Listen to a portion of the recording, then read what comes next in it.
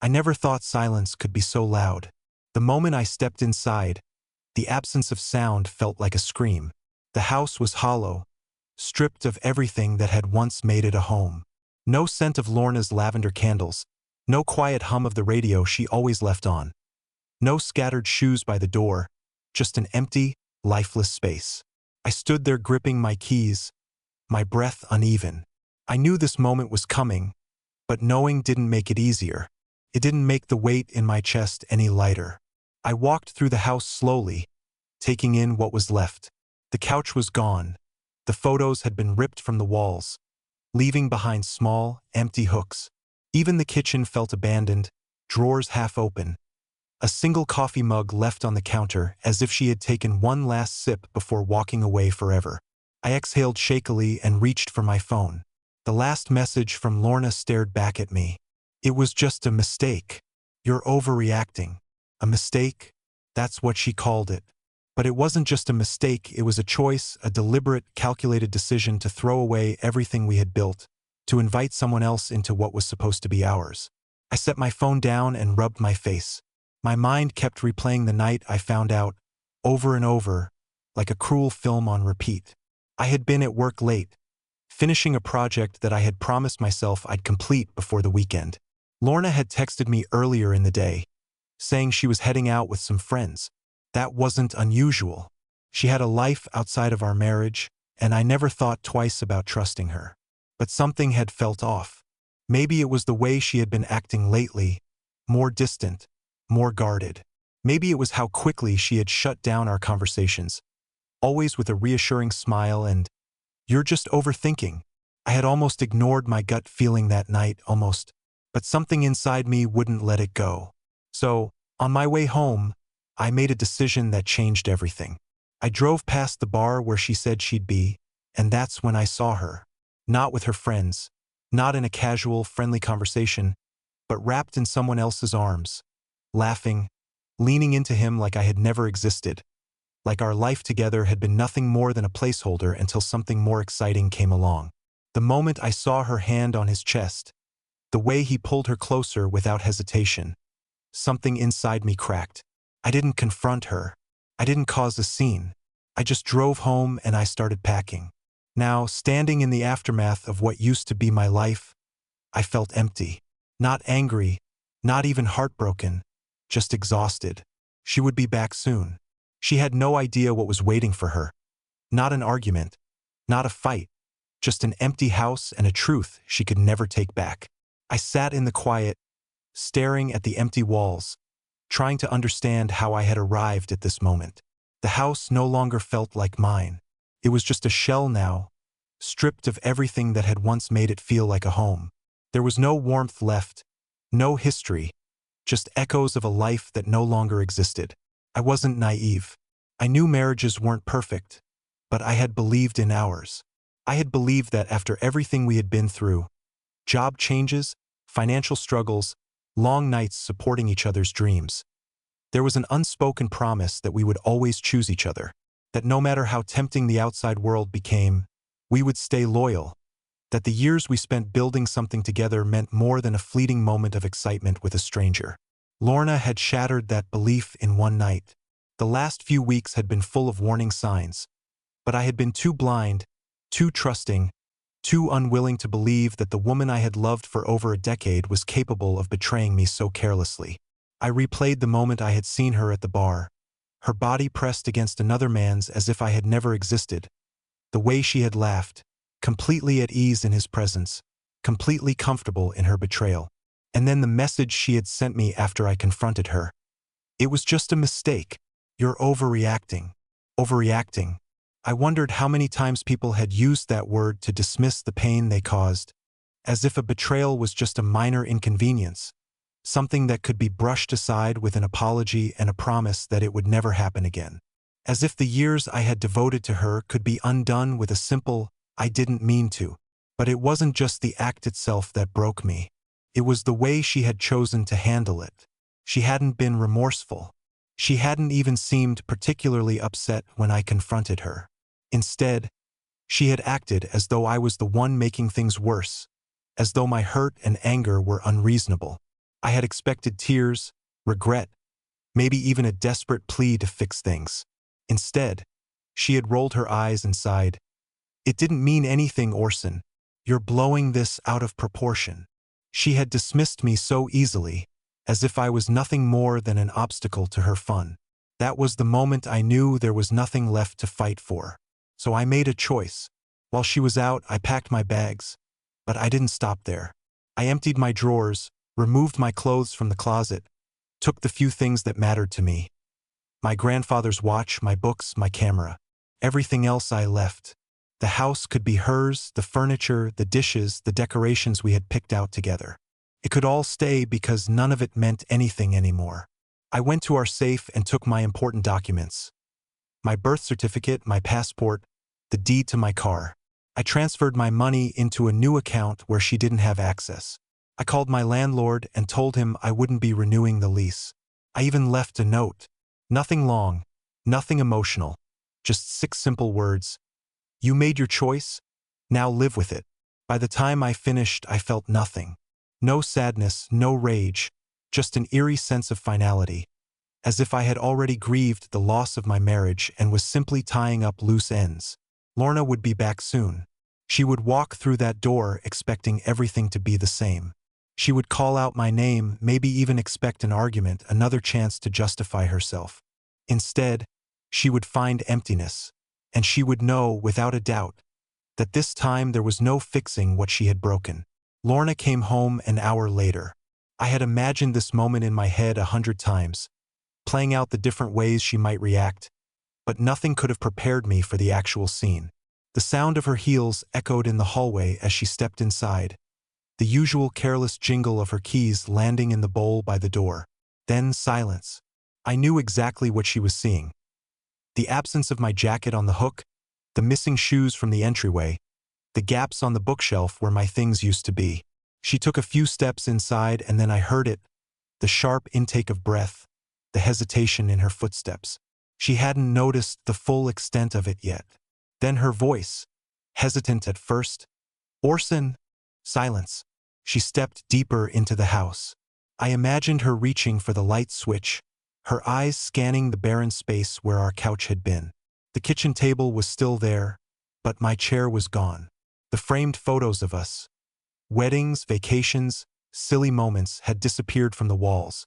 Her breathing grew uneven. "Orson?" Her voice cracked slightly. Still nothing. And then the moment of realization.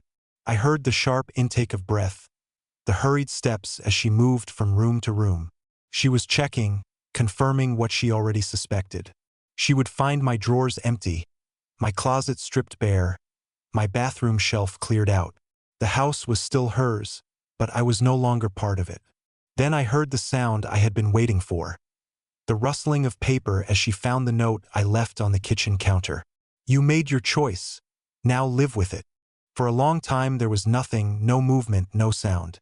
Then slowly, she exhaled. I could picture it, her standing there, reading those words over and over, processing the reality of what she had done. And then the first crack in her facade. I didn't expect sobs, and I didn't get them. What I heard instead was frustration. A shaky exhale, followed by the sound of her tossing the note aside. A scoff, almost as if she was trying to convince herself this wasn't happening. But it was. She pulled out her phone. I imagined her opening our texts, scrolling up, looking for signs that I had planned this. Maybe she checked my location, expecting me to be at a bar or at a friend's house, waiting for her to come crawling back. Maybe she thought this was some sort of bluff. I knew what she would find. Nothing. I had blocked her before I even walked out the door. I sat in my car outside, watching from a distance, unseen. I had no interest in confrontation, no desire to hear excuses or empty apologies. I had heard enough already. I had heard her tell me it was just a mistake. I had heard her try to justify her betrayal as if it was nothing more than a lapse in judgment. But the truth was, it hadn't been a mistake. A mistake is forgetting to pick up milk from the grocery store. A mistake is taking the wrong exit on the highway. What she had done was a choice, a conscious decision to cross a line that couldn't be uncrossed. She paced in front of the window now, her phone pressed to her ear, calling me, maybe. But I wouldn't answer, not now, not ever.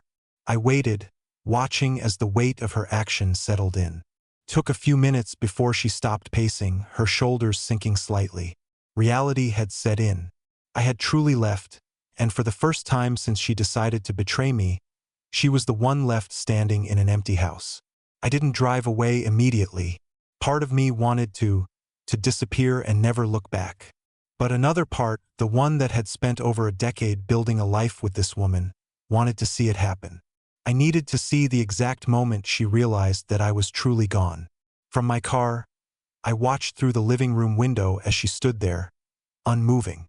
The phone was still pressed to her ear, and I could imagine the emotions racing through her mind. Maybe she thought I would pick up after a few more tries. Maybe she believed I was still somewhere nearby, cooling off, just waiting for her to say the right words so we could pretend none of this had happened. She had always been good at convincing herself of things that weren't true. I could see her fingers clenching the phone tighter now, her jaw tensed, her lips forming words I couldn't hear. Was she leaving me a voicemail? Cursing me under her breath?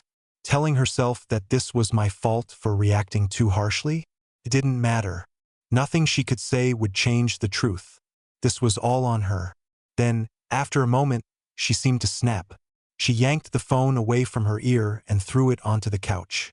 She started pacing, running her hands through her hair, exhaling sharp, frustrated breaths. She was unraveling. I had spent years deciphering her moods. I knew the exact difference between her angry pacing and her panic pacing. This wasn't just anger. This was something deeper. Reality was catching up to her. I watched as she grabbed the note I had left, the one she had scoffed at just minutes earlier, and reread it. This time I saw her shoulders drop, her fingers curled around the paper, gripping it as if squeezing hard enough might undo what she had done. But she didn't crumble it up. She didn't throw it away. She just stood there, staring at those 6 words, letting them sink in. You made your choice. Now live with it. And she would. I could have left then. I should have. But I didn't. I wanted to see what she would do next. She finally moved, slowly, carefully, like her body was just catching up with what her mind had finally processed. She turned, scanning the room as if truly seeing it for the first time since stepping inside, seeing what was missing, feeling the weight of the emptiness. Her hands twitched at her sides. Then suddenly she moved. She rushed to the bedroom. Even from my car, I could hear the sound of drawers being yanked open, hangers being pushed aside. She was looking for my things, hoping, praying that maybe I had only taken a few essentials, that maybe I was just staying somewhere else for the night. But she would find nothing. Her movements grew more frantic. She checked the closet, the bathroom, even the laundry hamper. When she found nothing, she stopped. Just stopped. I watched as she braced herself against the dresser, her head hanging low. She was finally feeling it, the absence. She hadn't expected this. She had expected me to be angry, sure, maybe even yell, demand answers, fight for the marriage she had so casually thrown away. She had expected confrontation, maybe even ultimatums. But she hadn't expected me to be done. She hadn't expected to walk into an empty house and realize she had been the one left behind. For once, I didn't feel like the one who had lost something. I started the engine. She didn't hear it. She was too busy standing in the wreckage of what she had done, too lost in the weight of her own choices. And as I pulled away from what used to be my home, I felt something I hadn't in weeks. Peace. The first night away should have felt strange. But it didn't. I had expected to lie awake, drowning in the weight of what had happened. But instead I slept better than I had in months. Maybe it was the quiet. Maybe it was knowing that I had finally reclaimed control of my own life. Either way, I woke up feeling lighter. I had checked into a short-term rental a few towns over. It wasn't much, just a small, furnished apartment with the basics. But it was mine. No reminders of her. No memories clawing at my chest. Just a blank slate. Exactly what I needed. By the time I finally checked my phone, I wasn't surprised to see the notifications piling up. Missed calls, unread messages, all from Lorna. I didn't open them. I didn't need to. I knew what they would say. First, she would have been dismissive, annoyed. Are you serious? You're acting insane. Call me back. Then, when she realized I wasn't responding, the tone would have changed. Orson, please just talk to me. This isn't how we fix things.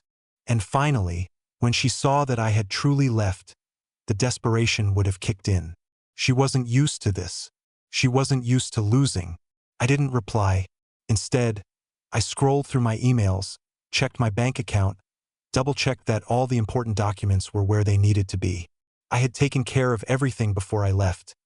Moved my money, changed my passwords, contacted my lawyer. Lorna would wake up today realizing that she had no way to reach me.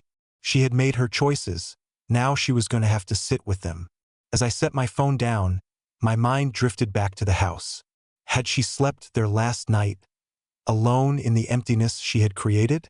Had she tried to call her friends, only to realize that none of them would understand why I had left without a word?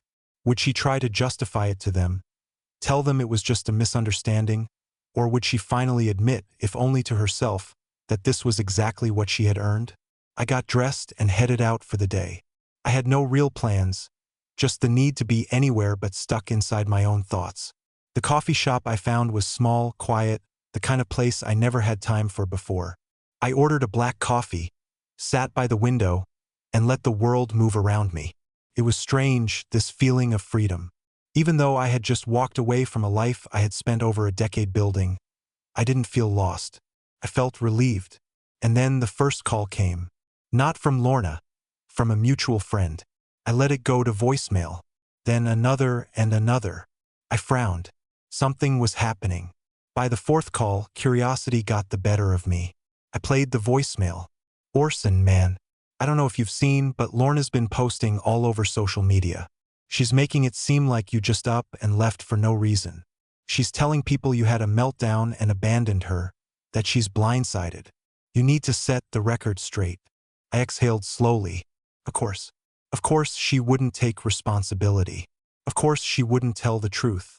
Lorna had always been good at spinning the narrative, painting herself as the victim in every situation. I could already picture the posts. Some vague emotional caption about betrayal and heartbreak, a carefully curated photo of her looking devastated.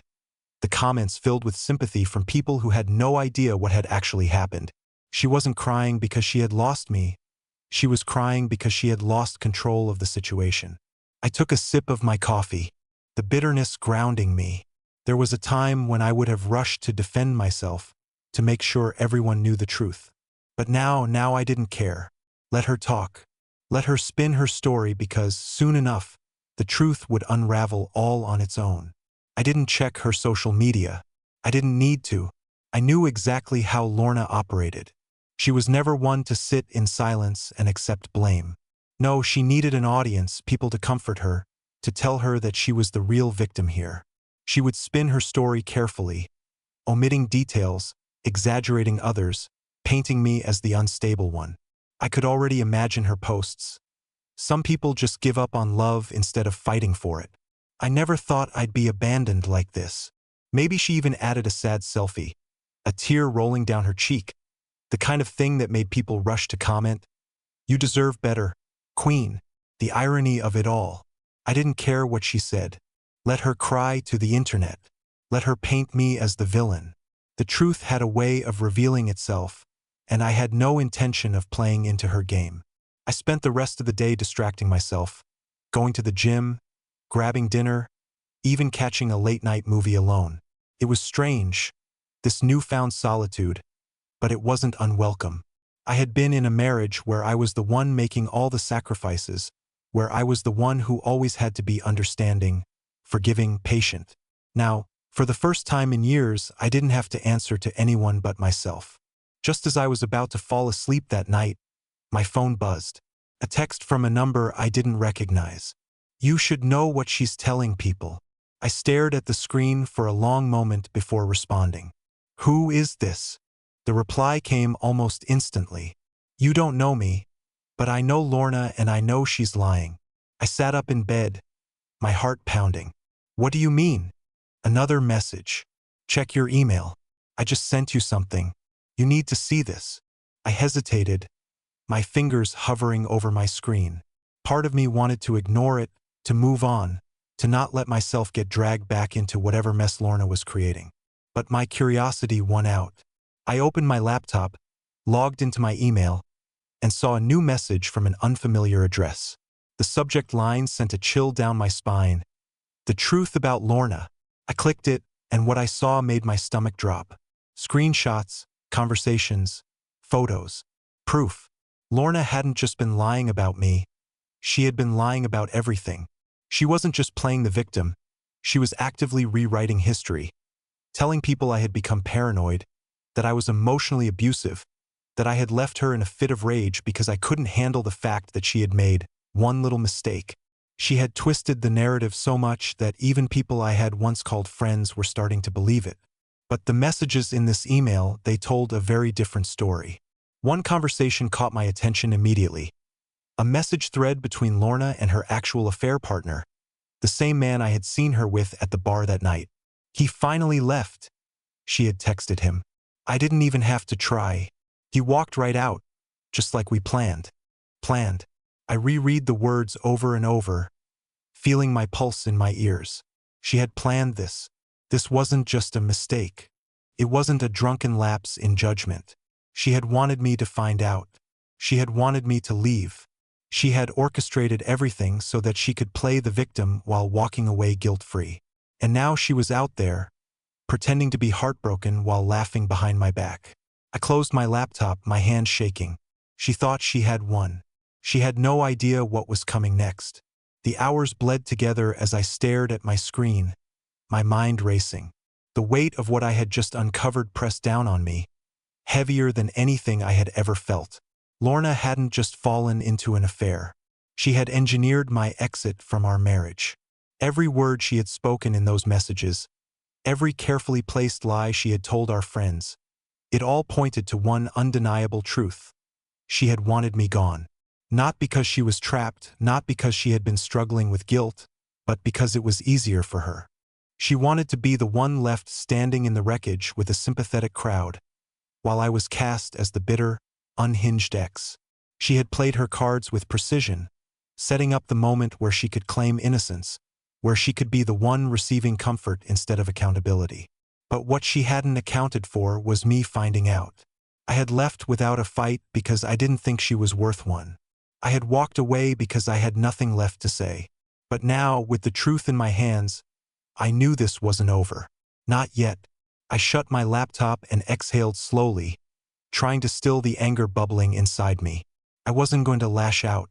I wasn't going to scream or confront her like she probably expected me to. That would give her exactly what she wanted, proof that I was the irrational, reactive one. Instead, I was going to let the truth do what it always did. I was going to let it spread. My first call was to my lawyer. I had already taken precautions before I left, moved my finances, locked her out of anything tied to me. But now I wanted to make sure she couldn't sink her claws into anything else.